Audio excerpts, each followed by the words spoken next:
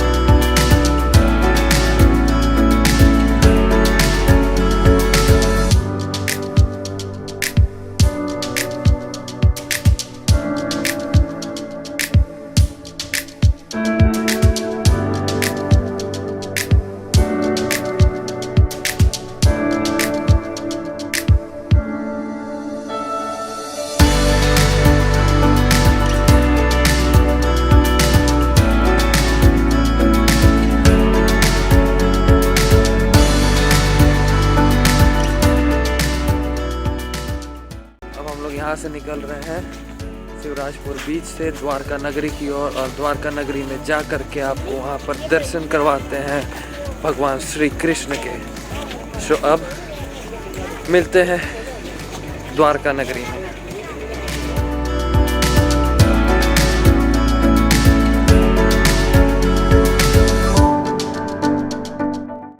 हम लोग होटल में आ गए हैं। हम लोग ने एक रूम बुक किया है जहाँ पर हम लोग अभी रेस्ट करेंगे थोड़ा देर, और फ्रेश होकर के कपड़े चेंज करके यहाँ से निकलेंगे और फिर देखते हैं क्या करना है। तो now we are going to Dwarka mandir. Dwarkadhish जिन्हें कहते हैं वासुदेव श्री कृष्ण, उनके धाम में हम लोग पधार चुके हैं। और हम लोग यहाँ से, हम लोग की कार नहीं जाएगी तो हम लोग कार के जगह ऑटो करेंगे, और ऑटो करके हम लोग यहाँ से मंदिर की ओर बढ़ेंगे। और मंदिर में हम लोग जितना हो सकेगा पॉसिबली आपको सारे शॉट्स दिखाएंगे, और जितने भी चीज़ें हैं हम आपको बताएंगे। सी यू देयर।